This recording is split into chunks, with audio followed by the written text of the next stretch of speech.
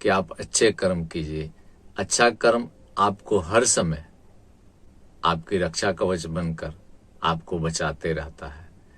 या तुलसीदास जी ने जो बात कही है, कर्महीन नर पावत नाहि, अर्थात संसार के जो संसारिक वस्तुएं हैं वह भी कर्म बल से ही प्राप्त होते हैं। धन, वैभव, संपदा, यह सब अपने अपने कर्मों से प्राप्त होता है, न हाथ के लकीरों से और न ही भाग्य से। हाथों के चंद लकीरों का यह खेल है सब तकदीरों का।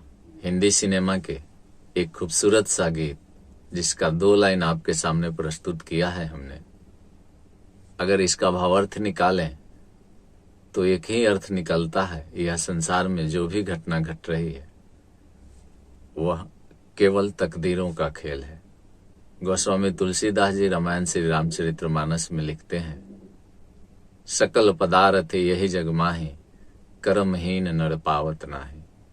अर्थात इस संसार में वह सभी पदार्थ उपलब्ध हैं, वह सभी वस्तुएं उपलब्ध हैं जो जीवों के लिए आवश्यक है, किंतु कर्महीन, जिसके कर्म में नहीं है, जो कर्महीन है, उसे प्राप्त नहीं होता।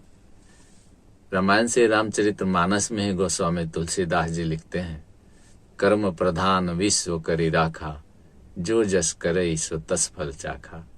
अर्थात यह संसार कर्म को सर्वोपरि माना है। चाहे वह किसी भी धर्म के व्यक्ति हों, हिंदू हों, मुस्लिम हों, सिख हों, ईसाई हों, सबने एक मत से कर्म को सबसे ऊंचा स्थान दिया है।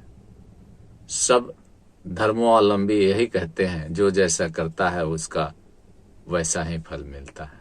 हमारे हिंदू धर्म के ग्रंथों में, चाहे वह वेद हो, पुराण हो, उपनिषद हो या श्रीमद् भागवत गीता हो, श्रीमद् भागवत गीता में विशेष रूप से भगवान श्री कृष्ण ने कर्म योग के विषय में चर्चा की है और अर्जुन को विस्तार से कर्म के विषय में समझाया है। हर व्यक्ति के लिए, हर जीव के लिए एक ही काल, एक ही समय में कर्म अलग अलग होता है।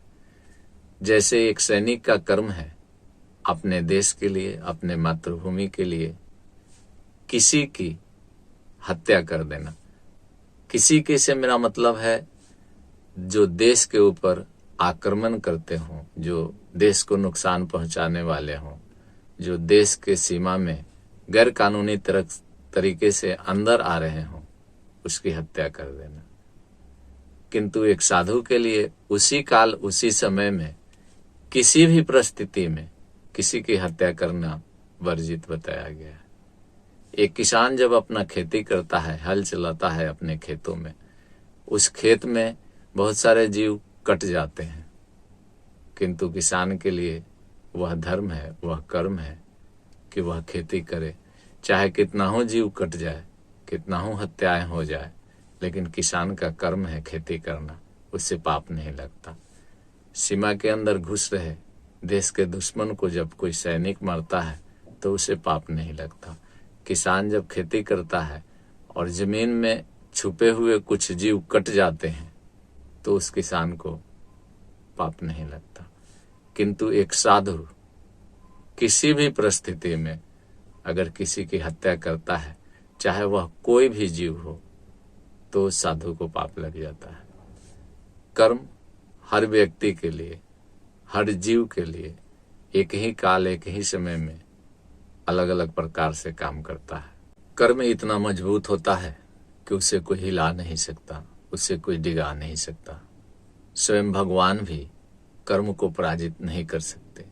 इसका उदाहरण मैंने पिछले वीडियो में आपको दिया था कि कैसे राक्षस राज जालंधर की पत्नी वृंदा के कर्म बल से राक्षस राज जालंधर भगवान शिव से लड़ा था और तब तक नहीं मरा जब तक राक्षस राज जालंधर की पत्नी वृंदा की सत भ्रष्ट नहीं कर दिया गया। अर्थात भगवान विष्णु आकर के राक्षस राज जालंधर की पत्नी वृंदा के सत भ्रष्ट किए, तब जाकर के जालंधर मारा गया। यह होता है कर्म का बल। स्वयं भगवान भी, स्वयं नारायण भी, स्वयं महादेव भी कर्म के शक्ति के सामने नहीं टिक पाते।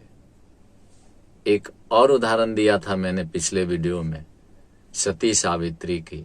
सती सावित्री के पति सतवान जब मर गए और यमदेव उनके प्राण लेकर के जा रहे थे, तब सती सावित्री अपने कर्म बल से यमराज से अपने पति के प्राण वापस लाए और पुनः अपने पति को जीवित कर दिया था।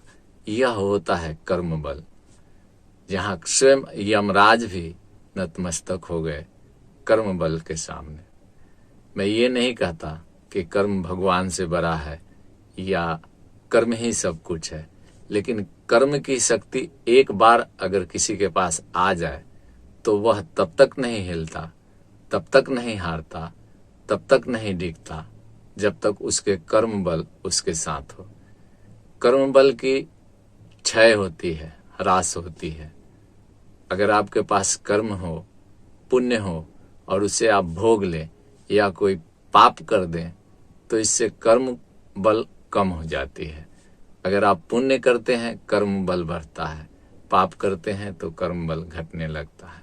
आधुनिक युग में भी अगर आप देखें, आज के समय में भी आप देखें तो कई बार रेल दुर्घटनाएं हो जाती है या भूकंप आ जाती है या बाढ़ आ जाती है। उसमें कुछ लोग मर जाते हैं और कुछ जीवित बच जाते हैं। जरा सोचिए कि एक बच्चा अपनी माँ के गोद में है और रेल पर चढ़कर जा रहा है,